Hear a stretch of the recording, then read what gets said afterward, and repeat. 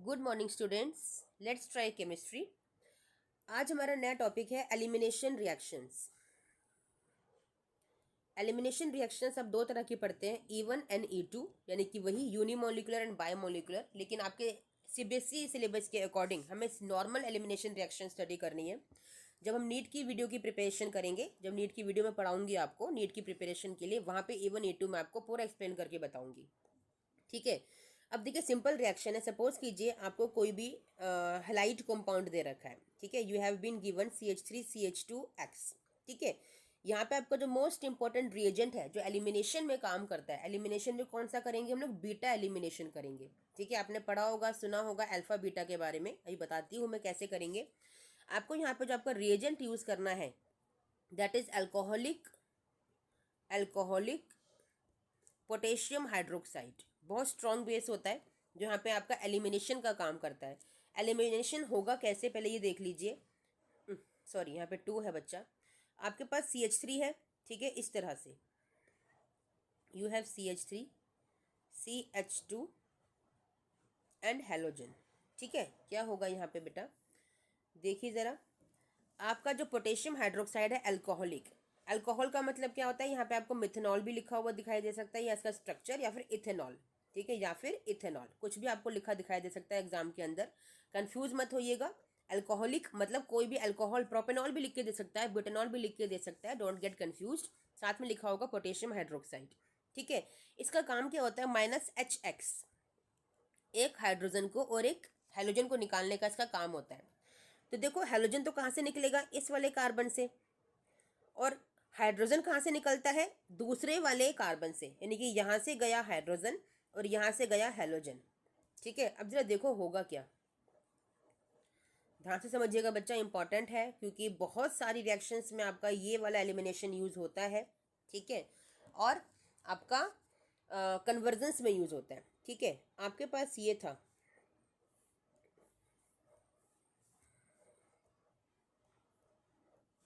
ठीक है, ये CH3 CH2 हेलोजन। ठीक है, हमने कहा -HX होना है। X यहाँ से गया, H यहाँ से गया। ठीक है, तो होगा क्या? जब ये दोनों यहाँ से हट जाएंगे, ये दोनों यहाँ से हट जाएंगे, तो क्या हो गया? एक एक वैलेंसी फ्री हो गई। और एक एक वैलेंसी क्या करती है? बॉन्ड का फॉर्मेशन करती है। ठीक है, तो क्या बना आपके पास? आप देख रहे हो, आपके पास पाई बॉन्ड बन गया, यानी कि CH2, ये वाला डबल बॉन्ड CH2। ठीक है, ये वाला। तो -HX होने से आपका एल्कीन का फॉर्मेशन हुआ है बच्चा। इंपॉर्टेंट है, एलिमिनेशन रिएक्शन कन्वर्जन में यूज होती है, बार बार बोल रही हूँ। और कन्वर्जन में ना भी है तो ऐसे ही आपसे पूछ लेता है। ठीक है, अब देखो, मैंने एक टर्म आपको बोली थी बीटा एलिमिनेशन, वो क्या है? देखो, ये स्टार्टिंग वाला कार्बन जिसके पास हेलोजन लगा हुआ था वो कौन सा कहलाता है? Alpha carbon. जिस कार्बन पे हेलोजन लगा हुआ है वो कौन सा कार्बन कहलाता है? Alpha carbon. और इसका साइड वाला कार्बन कौन सा कहलाएगा? Beta carbon. तो आपने देखा ना, हाइड्रोजन कहाँ से एलिमिनेट हुआ है? बीटा कार्बन से। तो इसको बोलते हैं beta hydrogen elimination. Beta hydrogen elimination. और अल्फा से क्या गया है? हेलोजन, तो अल्फा हेलोजन एलिमिनेशन। ठीक है, और इन दोनों को एक साथ मिला के बोल दिया जाता है अल्फा बीटा एलिमिनेशन। आपको एग्जाम में बहुत लिखा मिलेगा बेटा, आपके एनसीईआरटी में भी लिखा हुआ है अल्फा बीटा एलिमिनेशन। ठीक है, अल्फा पे क्या गया है? अल्फा से क्या गया है? हेलोजन। ठीक है, और आपका बीटा से क्या गया है? हाइड्रोजन। समझ में आया? तो ये थी आपकी एलिमिनेशन रिएक्शन। मैं फिर से एक बार जनरल लिख के दिखा देती हूँ। CH3 CH2X आपको मिला है आपका अल्कोहलिक पोटेशियम हाइड्रोक्साइड। ठीक है, क्या बना के दे रहा है आपको? CH2 double bond CH2। पूरा मैकेनिज्म मैंने अभी आपको बताया कैसे हुआ। तो आप हेलो एल्केन से, यानी कि अल्काइल हैलाइड से क्या बना सकते हो? एल्कीन बना सकते हो। मास्टर रिएक्शन है बच्चा। Alcoholic potassium hydroxide has alcoholic potassium hydroxide has this capability to do. ठीक है, अंडरस्टूड? चलिए, वेरी गुड। एक रिएक्शन आपकी ये वाली हो गई। नेक्स्ट रिएक्शन है आपकी reaction with metals. Reaction with metal. सबसे पहले पता है, एक बड़े फेमस साइंटिस्ट आए थे हमारे, उनके बारे में जानना आपको बहुत ज़रूरी है। वो थे ग्रिग्नार्ड। इन्होंने इतना बड़ा काम किया था इस ऑर्गेनिक केमिस्ट्री में, इस ऑर्गेनिक केमिस्ट्री की फील्ड में, कि एक रेवोल्यूशन आ गई थी। ऐसा क्या करके दिखाया? आपने अगर सुना हो, एक रिएजेंट का फॉर्मेशन किया था इन्होंने, जो इन्हीं के नाम पर उसका नाम रखा गया, ग्रिग्नार्ड रिएजेंट। कैसा दिखता है?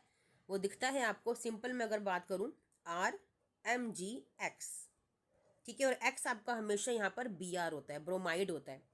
R आपका कोई भी मिथाइल ग्रुप हो सकता है, like for an example CH3MgBr। ये आपका बहुत फेमस रिएजेंट है, ग्रिग्नार्ड रिएजेंट, जो इतनी मेजर रिएक्शंस हुई इस इन्वेंशन के बाद, इतनी मेजर रिएक्शंस परफॉर्म हुई, यानी कि रिसर्च फील्ड में एक तरह से बहुत बड़ा रेवोल्यूशन आ गया था। मैक्सिमम रिएक्शंस जो साइंटिस्ट नहीं कर पा रहे थे, जो अपने रिजल्ट को सक्सेस नहीं दे पा रहे थे, वो इस रिएजेंट की हेल्प से उन्हें सक्सेस मिली।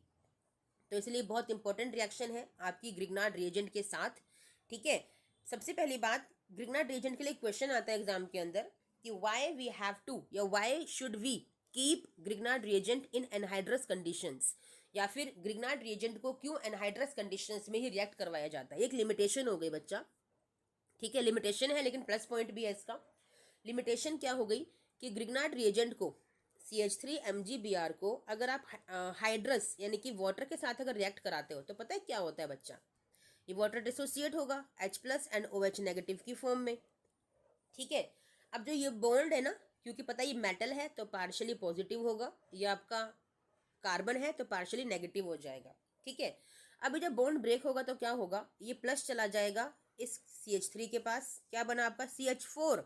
CH4 क्या है, मीथेन है बच्चा, आपका एल्केन का फॉर्मेशन हो गया। और प्लस Mg के साथ क्या अटैच हो जाएगा आपका OH, नेगेटिवली चार्ज है ना, पॉजिटिव के साथ अट्रैक्ट होगा, इस तरह से ये बॉन्ड बन जाएगा, ठीक है। तो एल्केन का फॉर्मेशन हो गया बेटा, ये तो हमें नहीं चाहिए। एल्केन के लिए तो हमारे पास कितनी सारी ढेरों रिएक्शंस हैं, और एल्केन क्यों बनाएंगे, एल्केन तो वैसे नेचर में इतना हमें मिलता है पड़ा हुआ, इतने बड़े बड़े कार्बन की चेन्स पड़ी हुई हैं एल्केन की फॉर्म में, है ना। एल्केन आपका मीथेन, इथेन, प्रोपेन, ब्यूटेन, सोन, है ना। तो हमें तो बनाना ही नहीं है ना, तो इसीलिए हमेशा ये क्वेश्चन एग्जाम में इसीलिए पूछा जाता है कि ग्रिग्नार्ड रिएजेंट को एनहाइड्रस कंडीशन में रिएक्ट करवाना होता है। We have to keep it in anhydrous conditions, या जब रिएक्शन परफॉर्म कर रहे हो तो इस बात का बहुत बहुत ध्यान रखें कि वहाँ पे वाटर पार्टिकल किसी भी फॉर्म में ना पहुँच जाए, ना आपके मॉइस्चर की फॉर्म में पहुँच जाए, ना ही आपके किसी वेपर की फॉर्म में पहुँच जाए, वरना क्या मिल जाएगा आपको, एल्केन मिल जाएगा। ये 2 मार्क के क्वेश्चन का आंसर है बेटा कि why should we react Grignard reagent in anhydrous conditions. और बहुत इंपॉर्टेंट है, एग्जाम में यूजुअली पूछ लिया जाता है, because it forms alkane and we don't need alkane ना बच्चा, we need our desired product. That's why to avoid this formation of alkane we have to react Grignard reagent under anhydrous conditions. Understood बच्चा, got my point? चलिए, you have understood. Now next topic पे चलते हैं अपना।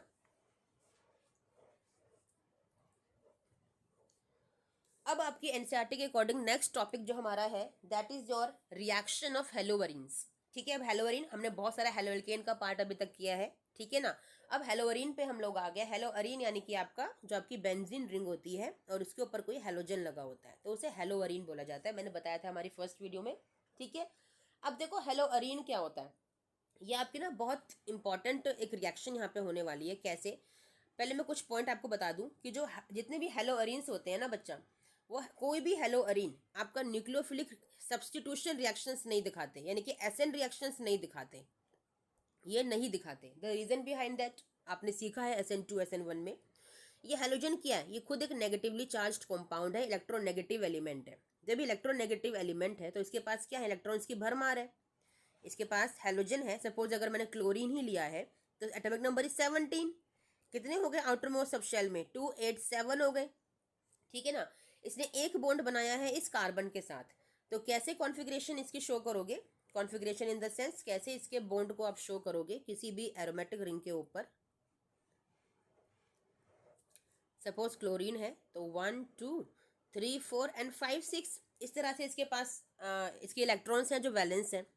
अब देखो जो ये बेंजीन रिंग है ना बच्चा, ये बेंजीन रिंग अपने इन इलेक्ट्रॉन्स का, यहाँ पे जो इलेक्ट्रॉन्स है ये कंटिन्यूसली डीलोकलाइज होते रहते हैं।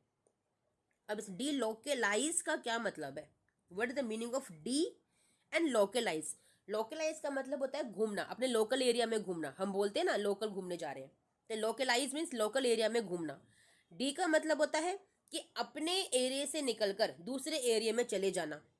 जैसे इस पाई बॉन्ड का एरिया तो यहीं पे था, ये 2 इलेक्ट्रॉन्स यहीं पर घूम सकते थे ना, ये 1 और 2 यहाँ पर घूम सकते थे, लेकिन ऐसा नहीं है, ये यहाँ पर घूमने आ जाते हैं, ये यहाँ पर घूमने आ जाते हैं और ये यहाँ पर घूमने आ जाते हैं। ऐसे ही साइकिल चलती रहती है, कंटिन्यूस ये साइकिल चलती रहती है इस बेंजीन रिंग के अंदर। तो इसको बोलते हैं डीलोकलाइजेशन, इसको बोलते हैं डीलोकलाइजेशन ऑफ इलेक्ट्रॉन्स। क्या बोलते हैं बच्चा? इसे बोलते हैं डीलोकलाइजेशन ऑफ इलेक्ट्रॉन्स। और से एक टर्म है जिसे इंट्रोड्यूस किया जाता है, that is resonance. This delocalization of electrons is known as resonance, यानी कि बेंजीन रिंग रेजोनेंस दिखाती है। 11th क्लास में सीखे होंगे आपने रेजोनेटिंग स्ट्रक्चर्स। फिर भी अगर समझ ना आए हो ना आते हो तो मुझे कमेंट कीजिएगा, मैं दोबारा से आपके लिए एक वीडियो बना दूंगी रेजोनेटिंग स्ट्रक्चर्स के ऊपर। ठीक है, चलिए बात हो गई ये रेजोनेंस की। अब यहाँ पे है क्या, मैंने कहा कि आपकी जो बेंजीन रिंग के ऊपर जो हैलोजन लगे होते हैं अगर, तो ये जो हेलो अरीन्स होते हैं, मैंने कहा ये न्यूक्लियोफिलिक सब्स्टिट्यूशन रिएक्शंस नहीं दिखाते। क्यों नहीं दिखाते? अब सीखोगे आप क्यों नहीं दिखाते। इसके पास लोन पेयर्स हैं ऑलरेडी, इसके पास ऑलरेडी लोन पेयर्स हैं। ठीक है, अब पता है आपको, आपने एक चीज़ सीखी होगी 11th क्लास में, आपके जो हाइब्रिडाइजेशंस होती हैं sp sp2 एंड sp3, इनमें एक इलेक्ट्रोनेगेटिविटी का ऑर्डर होता है। sp is more electronegative than sp2 is the least electronegative and sp3 उससे भी लीस्ट इलेक्ट्रोनेगेटिव होता है। इसका रीजन क्या होता है? प्रेजेंस ऑफ s कैरेक्टर, यानी कि जितना परसेंट ऑफ s कैरेक्टर आपका मोर होगा, जितना परसेंट ऑफ s कैरेक्टर आपका मोर होगा, उतना ही वो ज़्यादा इलेक्ट्रोनेगेटिव एलिमेंट होगा। एक्सपेरिमेंटली प्रूवन है। ठीक है, चलिए इतना समझ में आ गया। अब ये वाला जो कार्बन जिससे आपका हैलोजन अटैच है, इसकी हाइब्रिडाइजेशन क्या है? 1 2 एंड 3, यानी कि इसकी हाइब्रिडाइजेशन है sp2 हाइब्रिडाइज्ड कार्बन हो गया, क्योंकि पाई बॉन्ड को हम हाइब्रिडाइजेशन में यूज नहीं करते। ठीक है, इट इज sp2 हाइब्रिडाइज्ड। अब जब ये कार्बन sp2 हाइब्रिडाइज्ड है, इसका मतलब ये इलेक्ट्रॉन को अट्रैक्ट करने की टेंडेंसी रखता है, ये इन इलेक्ट्रॉन्स को अट्रैक्ट करने की टेंडेंसी रखता है, क्योंकि इलेक्ट्रॉन नेगेटिव है, हैलोजन से ज्यादा इलेक्ट्रॉन नेगेटिव हो गया। पहले तो क्या कर रहा था, ये हैलोजन इलेक्ट्रॉन्स को अपनी तरफ अट्रैक्ट कर रहा था, लेकिन जब ये कार्बन sp2 हाइब्रिडाइज्ड निकला तो क्या हुआ कि इस कार्बन ने ही इलेक्ट्रॉन्स को अपनी तरफ अट्रैक्ट करना स्टार्ट कर दिया। और जब ऐसा होगा तो क्या होगा, ये एक इलेक्ट्रॉन जब आएगा ना, यहाँ पे ये पार्शियल डबल बॉन्ड कैरेक्टर आ जाएगा। पार्शियल डबल बॉन्ड का मतलब क्या है कि पूरा डबल बॉन्ड का ना बनना। ऐसा क्यों? पूरा डबल बॉन्ड क्यों नहीं बनेगा? भाई कार्बन है, भाई हैलोजन है, ये कभी भी डबल बॉन्ड नहीं बनाते, कभी डबल बॉन्ड नहीं मिलेंगे बनाए हुए आपको। कार्बन हैलोजन का बॉन्ड कभी भी डबल बॉन्ड के साथ आपको नहीं दिखाई दे सकता। बहुत बड़ा रीजन है, क्योंकि हैलोजन सिर्फ एक इलेक्ट्रॉन शेयर करता है बच्चा। क्लोरीन मैंने बताया था 7 है आउटर मोस्ट सब शेल के अंदर, एक ही चाहिए, 2 कैसे शेयर कर लेगा? उसके पास स्पेस नहीं है, अनस्टेबल है। तो यहाँ पर ये पार्शियल डबल बॉन्ड कैरेक्टर को शो करता है, जिसकी वजह से ये बॉन्ड बहुत स्ट्रॉन्ग हो जाता है। और स्ट्रॉन्ग हो जाएगा तो क्या होगा, जब न्यूक्लियोफाइल अटैक करने के लिए आएगा तो वो अटैक नहीं कर सकता। क्यों? Not easy for this to break this bond, not easy for this, for which for nucleophile to break this bond. आया समझ में मेरी बात बच्चा? ये क्वेश्चन है एग्जाम का आपका 2 मार्क्स का, जो मैंने अभी आपको बताया कि why haloarenes do not show nucleophilic substitution reactions. Important है, 2 मार्क्स का क्वेश्चन आता है एग्जाम के अंदर कि why halogens do not show, या why haloarenes, not halogens obviously, why haloarenes do not show nucleophilic substitution reaction. The reason behind that, the partial double bond character in between carbon and halogen that is formed by the presence of this sp2 hybridized carbon. ठीक है, पूरा अच्छे से समझा दिया है। Language आपकी होगी, उसको लिखना आपको आना चाहिए। Got my point students? ठीक है, अच्छा, when you prepare your self notes ना, एक नोट्स मैंने आपको शेयर किए हैं बेटा, अपने खुद के हैंड रिटन नोट्स हैं, फिर भी आप अपने नोट्स खुद बनाते हो तो आप मुझे वो नोट्स शेयर कर सकते हो चेकिंग के लिए। मैं इतनी आपको लिबर्टी देती हूँ, you can share your notes with me that ma'am these are correct और नॉट।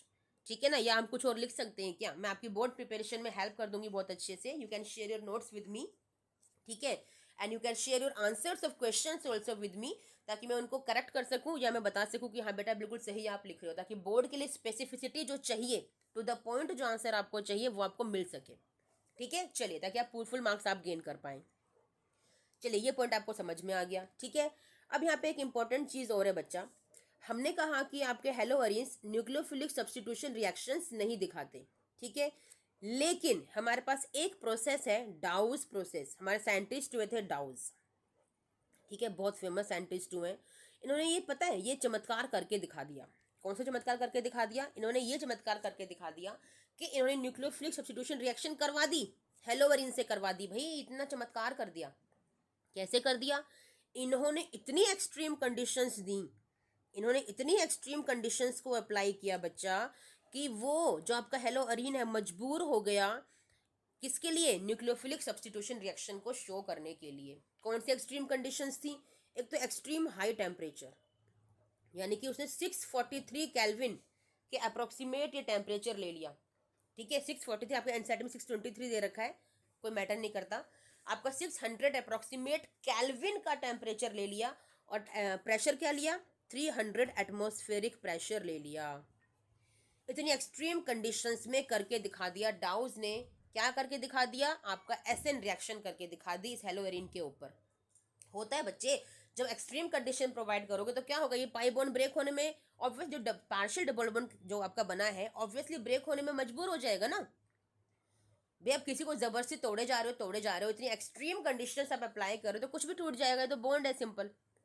ठीक है, that's why under extreme conditions we can perform what? We can perform SN reactions. Exam का क्वेश्चन है, मैं कुछ भी अलग नहीं बता रही हूँ, एग्जाम का क्वेश्चन है बच्चा। 2 मार्क्स में ये क्वेश्चन भी एग्जाम के अंदर आता है। तो कौन सी रिएक्शन है वो? Douse process. चलिए पहले डाउज प्रोसेस को स्टडी कर लेते हैं, उसके बाद हम स्टडी करेंगे जो रिएक्शंस आपके हेलोअरीन्स दिखाते हैं, जैसे कि इलेक्ट्रोफिलिक सब्स्टिट्यूशन रिएक्शंस। ठीक है, चलिए डाउज प्रोसेस क्या है? आपके पास हेलोअरीन है, यू आर हैविंग हेलोअरीन। ठीक है, साथ में आपको सोडियम हाइड्रोक्साइड, एक बेस को आपको ऐड करना है, और एक्सट्रीम कंडीशंस अप्लाई करनी है। आपका वही 623 या 643 kelvin temperature and 300 atmospheric pressure. चलिए अप्लाई कर दिया, क्या होगा? ऑब्वियसली आपका NaOH है, बॉन्ड ब्रेक होगा पॉजिटिव एंड नेगेटिव के अंदर। अब ये क्लोराइड जब बॉन्ड ब्रेक होगा, निकलेगा, तो ये NaCl बन जाएगा। तो एक तो क्या बना? माइनस NaCl हो गया आपका, और प्रोडक्ट क्या बनेगा? ये OH जाके अटैक कर लेगा, तो हो गया न्यूक्लियोफिलिक अटैक। हो गया nucleophilic attack. This is nucleophilic substitution reaction. और न्यूक्लियोफाइल क्या है आपका यहाँ पे? OH। जो क्या बनाया आपने? फिनोल बना लिया भाई। चैप्टर कौन सा है हमारा? हेलोअल्केन हेलोअरीन। ठीक है, लेकिन इंपॉर्टेंट है आपका कि आप फिनोल प्रिपरेशन कर रहे हो, सेकेंड चैप्टर में काम आएगा आपका। प्रिपरेशन ऑफ फिनोल में वहाँ डाउस प्रोसेस फिर से रिपीट होगा, यहीं पे सीख लोगे तो बेटर रहेगा। कम चीज़ें करनी पड़ेंगी नेक्स्ट चैप्टर्स में। मैंने आपको बताया भी था फर्स्ट वीडियो के अंदर कि मैक्सिमम पोर्शन आप इसी फर्स्ट चैप्टर में कर लेते हो। यही चैप्टर लेंदी बहुत है, इसीलिए चैप्टर लेंदी है ये वाला बच्चे, क्योंकि इसमें सारी रिएक्शंस 90% रिएक्शंस आपको सिखा दी जाती हैं आपके नेक्स्ट चैप्टर्स की, फिर वहाँ पे आपको हल्का हल्का इनके बारे में बताया जाता है। चलिए वो बाद की बातें हैं। तो आपका फिनोल प्रिपरेशन हो गया। ठीक है, अब चलिए एक चीज़ और सीखते हैं यहाँ पे। अगर इस क्लोरोबेंजीन पर पैरा नाइट्रो लग जाए, पैरा नाइट्रो अगर लग जाए तो क्या होगा? पहले बताओ नाइट्रो करता क्या है? आपको सारी बातें पता होनी चाहिए बच्चा। नाइट्रो का रोल क्या है? ये नाइट्रो पता है क्या है? Nitro is a electron withdrawing group. Electron withdrawing मतलब अपनी तरफ इलेक्ट्रॉन्स को खींचता है। कौन खींचता है? नाइट्रो। नाइट्रो ग्रुप इलेक्ट्रॉन्स को अपनी तरफ खींचता है, और जब इलेक्ट्रॉन्स को अपनी तरफ खींचेगा तो क्या होगा? जो यहाँ पे आपका क्लोरीन के पास एक्स्ट्रा इलेक्ट्रॉन्स थे और जो रेजोनेंस में पार्टिसिपेट कर रहे थे, उन इलेक्ट्रॉन्स को नाइट्रो ने अपनी तरफ खींच लिया। और जब खींच लिया तो क्या बना दिया इस क्लोरोबेंजीन को? सोचो सोचो, एसिडिक बना दिया। एसिडिक का मतलब क्या होता है? अगर कोई कंपाउंड एसिडिक नेचर शो करता है, इसका मतलब होता है कि उसके पास इलेक्ट्रॉन्स की कमी है। उसके मतलब होता है उसके पास इलेक्ट्रॉन्स की कमी है, दैट इज इलेक्ट्रॉन डेफिशिएंट। कौन? जो एसिडिक नेचर शो करता है। ठीक है, आराम से बड़ा अच्छे से क्लोरोबेंजीन इलेक्ट्रॉन रिच कंपाउंड था। नाइट्रो ग्रुप लगने से क्या हुआ, इलेक्ट्रॉन को अपनी तरफ खींच लिया, और जब अपनी तरफ खींच लिया तो क्या होगा, ये जो पार्शियल डबल बॉन्ड बन रहा था वो अब नहीं बनेगा। क्यों बन रहा था, क्योंकि ये sp2 हाइब्रिडाइज्ड कार्बन था, हाई इलेक्ट्रोनेगेटिविटी की वजह से इलेक्ट्रॉन्स को अट्रैक्ट कर रहा था।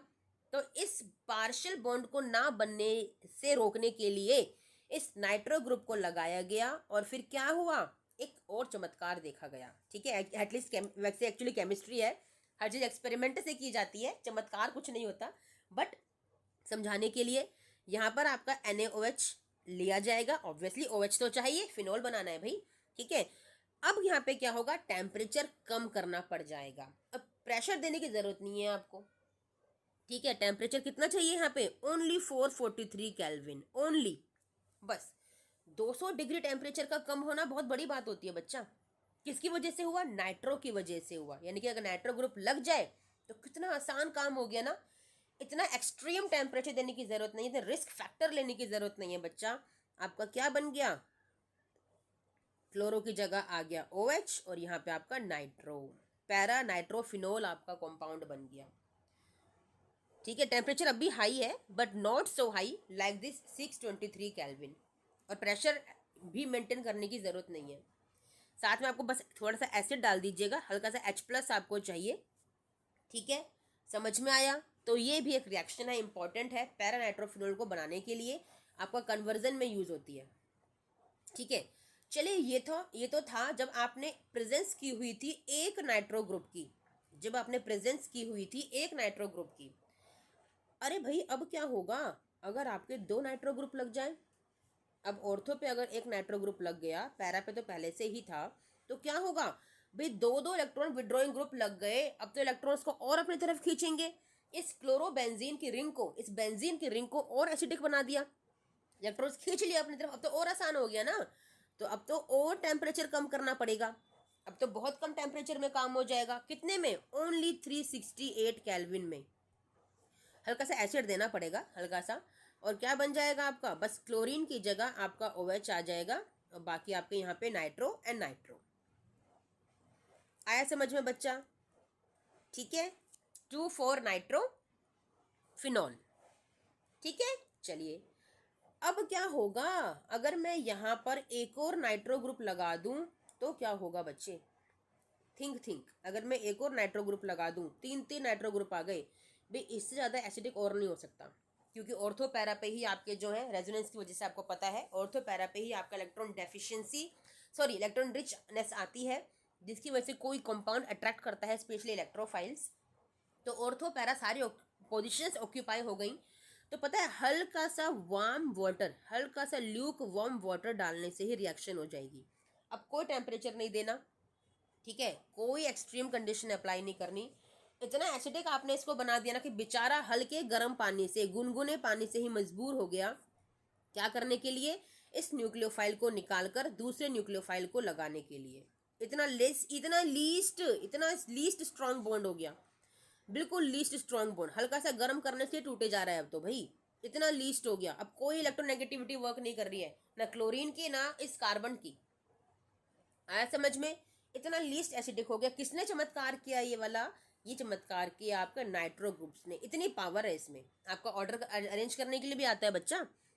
नाइट्रो ग्रुप अगर लगाओगे तो कौन सा एसिडिक नेचर होगा, यानी कि electron withdrawing group. Electron donating group लगाओगे तो कौन सा नेचर होगा, वो भी आएगा। ठीक है, आया समझ में बच्चा। चलिए सीखेंगे वो सब, जो क्वेश्चन की सीरीज स्टार्ट करेंगे तब हम वो सब सीखेंगे। ठीक है, तो आज हमने बहुत मेजर रिएक्शंस को सीखा है बच्चे। ठीक है, अब नेक्स्ट वीडियो में हम लोग सीखेंगे अपना इलेक्ट्रोफिलिक सब्स्टिट्यूशन रिएक्शंस, जो कि बहुत इजी है किसी भी हेलोअरीन को करने के लिए, परफॉर्म करने के लिए। ठीक है बच्चा, चलिए till then thank you, bye.